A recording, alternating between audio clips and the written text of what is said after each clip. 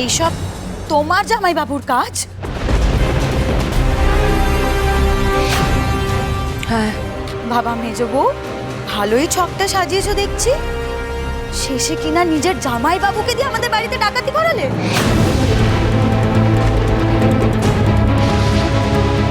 বৌমনি, প্রথমত চুরি ডাকাতি রেড এসবের ব্যাপারে আমি কিচ্ছু জানি না।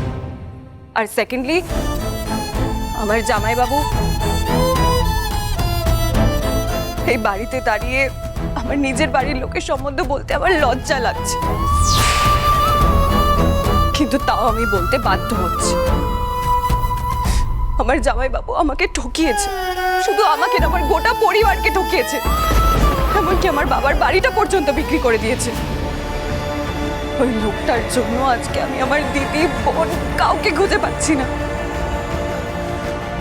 আমি যদি একবার বুঝতে পারতাম না, একবার যদি বুঝতে পারতাম যে ওই লোকটাই তাপসদা, আমি ওকে সঙ্গে সঙ্গে পুলিশের হাতে তুলে দিতাম।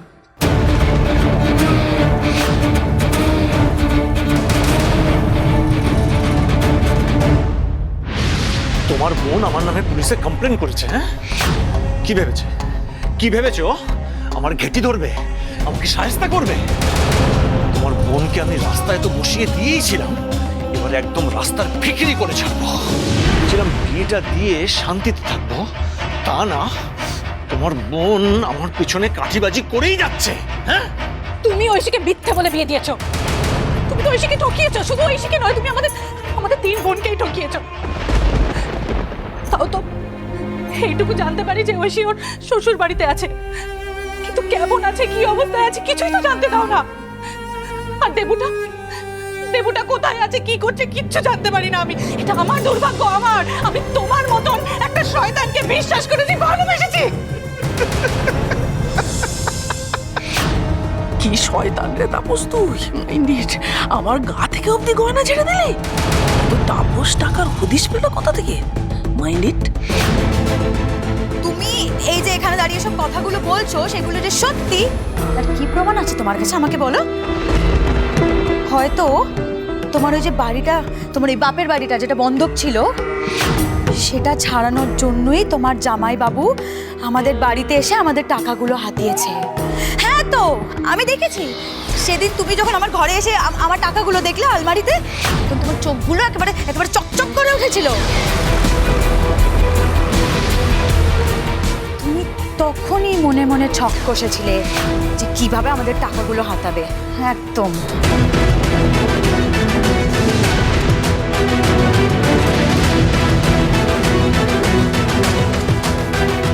আর সেই জন্য তুমি গান গেয়ে রেখেছিলে আগেই, যে সরকারি দপ্তর থেকে লোক এসে বেআইনি টাকা নিয়ে যেতে পারে। হ্যাঁ মা বাবা, এবারে আপনারা বুঝতে পারছেন যে আপনাদের এই স্মার্ট মেয়ে কতটা ঘোরেল। ও মোটেও সহজ সরল নয়।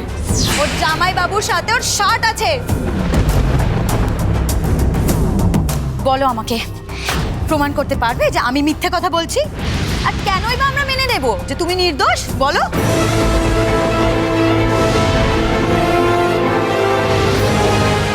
না বাবু, আমি ওনাকে বিশ্বাস করি। আমি বিশ্বাস করি যে উনি নির্দোষ।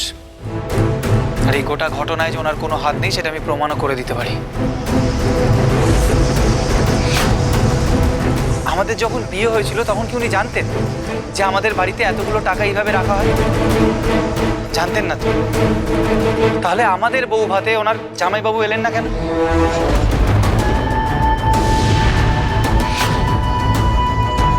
ওনার জামাইবাবু যে ওনাদের কিভাবে ঠকিয়েছেন সেটা উনি শুধু আমাদের বাবা মাকেও বলেছেন। তাই জন্য তো উনি নিজে গিয়ে ওনার জামাইবাবুর নামে পুলিশে খবর দিয়েছেন। আর পুলিশে এসে আমাকে বলে গেছে যে তাপসদা কার কাছে বাড়ি বিক্রি করেছে।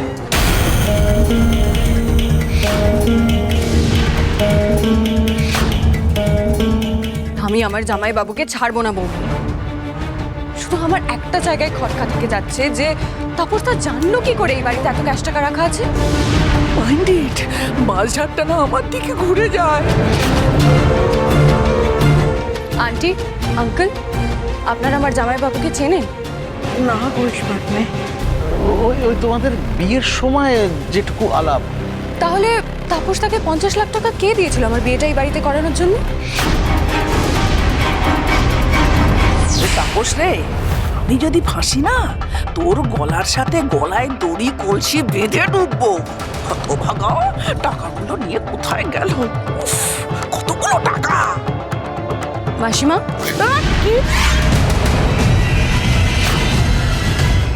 আপনি তখন তাপসদার নাম শুনে এরকম চমকে উঠলেন কেন? কই কই কই, না না না না। বৌমনি, আমার সম্বন্ধটা তো তুমি ঠিক করেছিলে। সেই সম্বন্ধটা কে এনেছিল?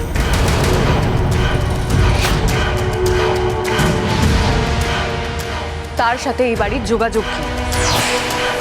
কারণ সেই লোকটাই এই বাড়ির সাথে তাপসদার কানেকশন। সেই লোকটার থেকেই তাপসদা জানতে পেরেছে এই বাড়ির টাকা পয়সার কথা।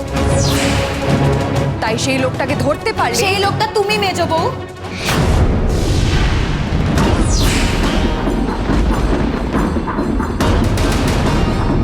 একমাত্র তোমাকে ছাড়া তোমার জামাইবাবুর সাথে এই বাড়ির আর কারোর কোনো যোগাযোগ নেই। এসব আজে বাজে গল্প বলে তুমি এই সরল মনের মানুষগুলোকে ভুল বোঝাতে পারবে। আর ঠাকুরপো তো তোমাকে চোখ বুজে বিশ্বাস করে, তাই তার কথা আমি বাদই দিলাম। তবে আমি কিন্তু তোমার কথায় ভুলবো না। তোমার জন্য আমরা সবাই সর্বশান্ত হয়ে গেছি। তোমার জন্য আমাদেরকে ভিক্ষে করতে হতে পারে, সবার সামনে হাত পাততে হতে পারে। শোনো মেজো বউ, আমি আর কিচ্ছু শুনতে চাই না। আমি তোমাকে 72 ঘন্টা সময় দিলাম, 72 ঘন্টা। তার মধ্যে তুমি যেখান থেকে পারো আমাদের বাড়ির প্রত্যেকটা গয়না গাটি টাকা পয়সা যা যা তোমার জামাইবাবু ডাকাতি করে নিয়ে গেছে তার প্রত্যেকটা জিনিস তুমি ফেরত আনবে, প্রত্যেকটা জিনিস। বড় বৌমা, বলছিলাম মেজো বৌমা কোথা না থেকে? বাবা, আমি কিন্তু কোনো কথা শুনবো না।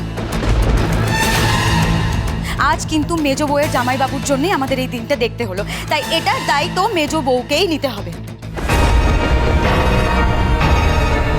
আমার কিন্তু টাকার কোনো লোভ নেই বাবা, কিন্তু ওই টাকাটা এই বাড়ির প্রত্যেকটা মানুষের হকের টাকা, আর সেটা আমাদের সামনে থেকে কেউ লুট করে নিয়ে যাবে সেটা তো আমি কিছুতেই মানতে পারবো না। আর যদি বলেন আমাকে মুখ বুঝে সবটা মেনে নিতে হবে, বেশ, আমি সবটা মেনে নেব।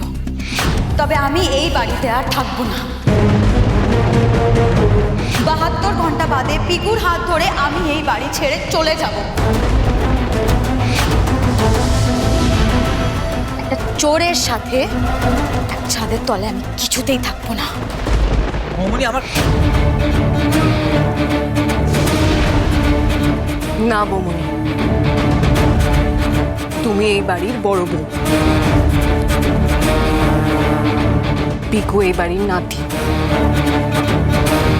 আর আমি থাকতে তুমি এই বাড়ি ছেড়ে কিছুতেই চলে যেতে পারো না। আমি তোমায় কথা দিলাম 72 ঘন্টার মধ্যে গয়না গাটি টাকা পয়সা যা আছে আমি সব উদ্ধার করে নিয়ে আসবো। আর যদি আমি সেটা না পারি তাহলে আমি নিজেই বাড়ি ছেড়ে চলে যাব।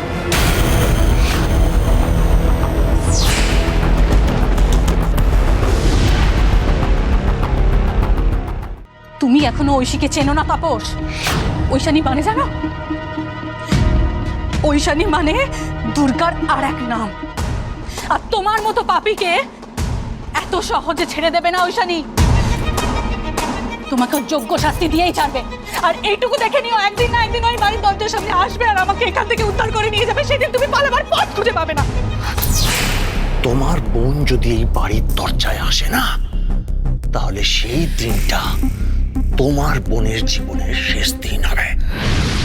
তাপসদা, তুমি শুধু 3 গোনো এবার আমার সাথে, আমার দুটো পরিবারের সাথে তুমি যে অন্যায় করেছো সেই প্রত্যেকটা অন্যায়ের হিসেব নিতে আমি তোমার মুখোমুখি হব এবারে। তুমি যেখানে পারো লুকো, আমি তোমাকে খুঁজে বার করবই।